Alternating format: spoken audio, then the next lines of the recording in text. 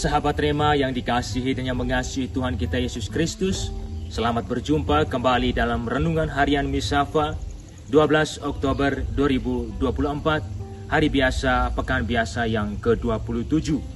Bahan renungan kita diambil dari Injil Lukas bab 11 ayat 27 sampai dengan ayat 24 dengan tema Yang Berbahagia versi Yesus.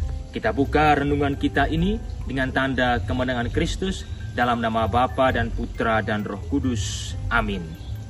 Sahabat Rema yang dikasihi dan yang mengasihi Tuhan kita Yesus Kristus, ada banyak alasan yang membuat orang dipuji yang berbahagia.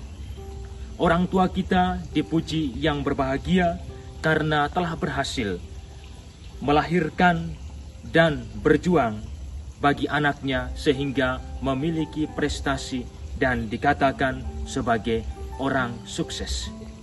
Inilah yang dialami oleh Tuhan Yesus ketika ia berbicara kepada banyak orang. Di tengah-tengah pembicaraannya kepada orang banyak, tiba-tiba ada seorang ibu yang memberi pujian kepadanya dengan mengatakan, "Berbahagialah ibu yang telah mengandung engkau dan susu yang telah menyusui engkau." Ibu ini memuji orang tua dari Tuhan Yesus, khususnya Bunda Maria yang telah mengandung dan menyusui Tuhan Yesus.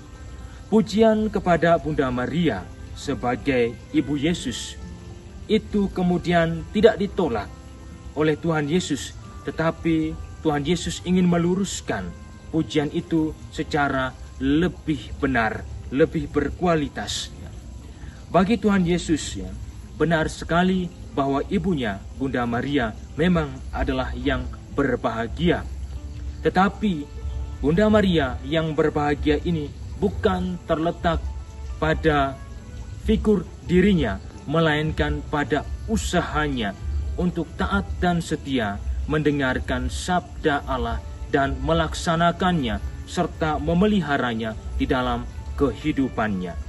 Maka Tuhan Yesus dalam menjawab ibu ini dan juga secara tidak langsung mau menyampaikan kepada banyak orang dan kita semua bahwa yang berbahagia ialah mereka yang mendengarkan firman Allah dan yang memeliharanya. Ini kita bisa temukan dalam pribadi Bunda Maria.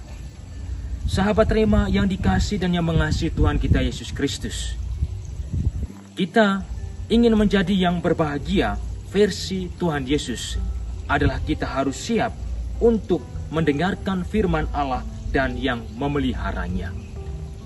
Ada dua poin penting di sini, mendengarkan firman Allah dan yang kedua memeliharanya.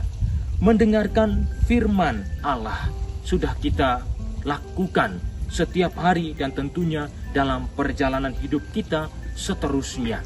Kita mendengarkan firman Allah tidak hanya sekedar mendengar dan memahaminya, tidak hanya sekedar sebagai sebuah informasi pengetahuan, tetapi lebih dari itu. Kita mendengarkan, kita perlu meresapinya dalam hati dan pikiran kita, dan itu harus dituangkan secara konkret dalam tindakan kasih kita setiap hari. Begitu pula dengan poin yang kedua, memelihara. Firman-firman atau sabda-sabda Allah yang sudah kita dengarkan dan kita laksanakan dalam kehidupan kita, perlu kita jaga, perlu kita pelihara, dan perlu kita tak jemu-jemunya melaksanakannya dalam kehidupan kita. Maka di sini menuntut adanya sikap ketaatan dan kesetiaan serta kerendahan hati untuk melaksanakan sabda Tuhan setiap hari dalam kehidupan kita. Memang ini tidak mudah. Ini butuh konsistensi dari kita. Ini butuh ketekunan dari kita. Tidak apa-apa bahwa kita kemudian harus menderita demi sabda Allah, demi kehendak Allah ini, karena kita akan disebut yang berbahagia ketika kita kembali dari dunia ini. Itulah masa depan kita, dan kita disebut sebagai pribadi-pribadi yang berprestasi, pribadi-pribadi yang sukses ketika kita telah setia dan taat melaksanakan serta memelihara sabda Tuhan sepanjang perjalanan hidup kita. Mari kita buat yang terbaik menjadi yang berbahagia versi Tuhan Yesus. Semoga Tuhan dan doa-doa Bunda Maria senantiasa menyertai kita. Kemuliaan kepada Bapa dan Putra dan Roh Kudus, seperti pada permulaan, sekarang, selalu, dan sepanjang segala abad. Amin. Dalam nama Bapa dan Putra dan Roh Kudus. Amin.